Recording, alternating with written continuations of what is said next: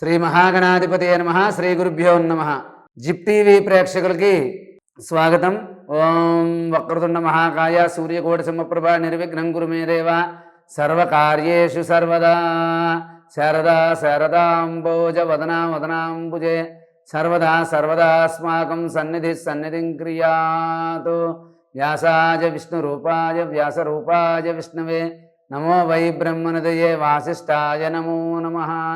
శ్రీ మహాగణాధిపతయ నమః. శ్రీ గురుభ్యో నమః. జిప్ టీవీ ప్రేక్షకులకి స్వాగతం.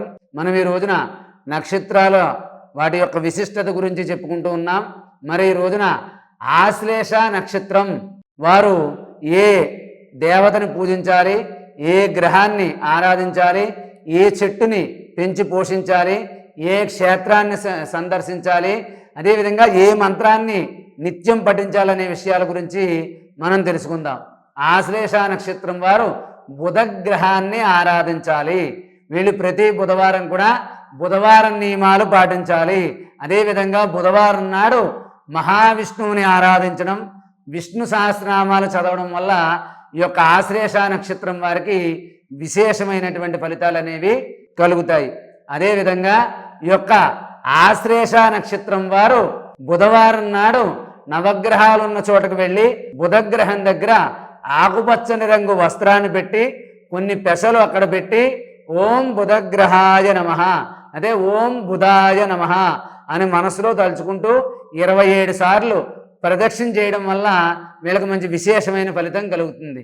అదేవిధంగా ఈ యొక్క ఆశ్లేష నక్షత్రం వారు మీ ఇంటి ఆవరణలో కానీ, ఏదైనా పుణ్యక్షేత్రం దగ్గర కానీ, మీ ఇంటి దగ్గరలో ఉన్న శివాలయం దగ్గర కానీ సంపంగి చెట్టు పాతండి.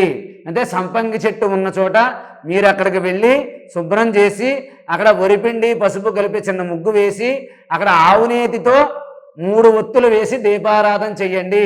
ఆ చెట్టుకి 11 సార్లు కానీ, 17 సార్లు కానీ, 27 సార్లు కానీ ప్రదక్షిణ చేయండి.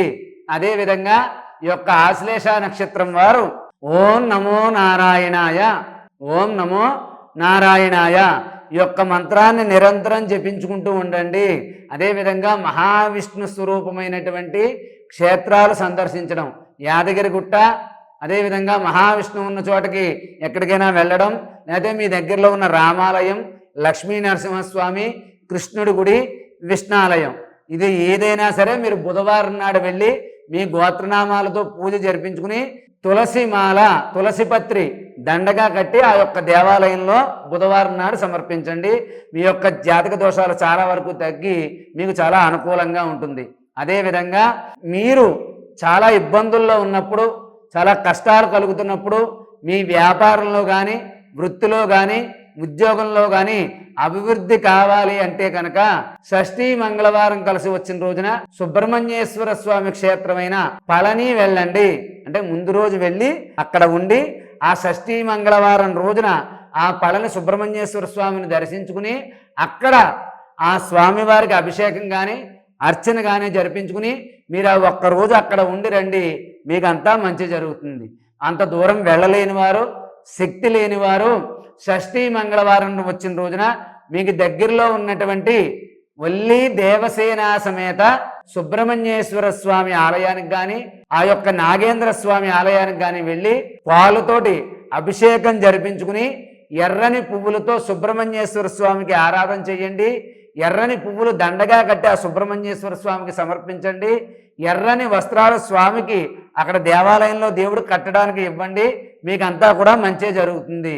ఈ పని షష్ఠీ మంగళవారం కలిసి వచ్చిన రోజున చేయండి. మీకు అంతా కలిసి వస్తుంది. కాబట్టి ఈ యొక్క ఆశ్లేష నక్షత్రం వారు బుధగ్రహాన్ని ఆరాధించడం, బుధవారం నియమాలు పాటించడం, అదేవిధంగా షష్ఠీ మంగళవారం వచ్చిన రోజున వల్లి దేవసేన సమేత సుబ్రహ్మణ్యేశ్వర స్వామి వారి యొక్క ఆరాధన చేయడం, షష్ఠీ మంగళవారం వచ్చిన రోజు సుబ్రహ్మణ్యేశ్వర స్వామికి అభిషేకం చేయించుకోవడం, అదేవిధంగా వడపప్పు, పానకం, బెల్లం, నువ్వులు కలిపినటువంటి ప్రసాదాన్ని తయారు చేసి ఆ యొక్క సుబ్రహ్మణ్యేశ్వర స్వామి వారికి నైవేద్యం పెట్టి మీరు స్వీకరించండి. మీరు ప్రతి బుధవారం కూడా నియమంగా ఉండి ఆ మహావిష్ణువుని ఆరాధించండి. లేకపోతే మీకు అందుబాటులో ఉన్నటువంటి గణపతి ఆలయానికైనా వెళ్ళి 21 గరిక పూసలు సమర్పించి ఆ యొక్క ఓం గం గణపతయే నమః అని 27 సార్లు మీ మనస్సులో స్మరించుకుని కొద్దిగా గరికి వినాయకుడి దగ్గర పెట్టండి. ఒక 11 ఉండ్రాళ్ళు కానీ 7 ఉండ్రాళ్ళు కానీ కుడుములు తయారు చేసి ఆ స్వామివారికి నైవేద్యంగా సమర్పించి వాటిని స్వీకరించండి. బుధవారం నాడు ఈ యొక్క నియమాలు పాటించండి. ఆశ్లేష నక్షత్రం వారికి అంతా మంచే జరుగుతుంది, జరగాలి అని చెప్పి ఆశీర్వదిస్తూ సర్వే జనా సుఖినో భవంతు. స్వస్తి.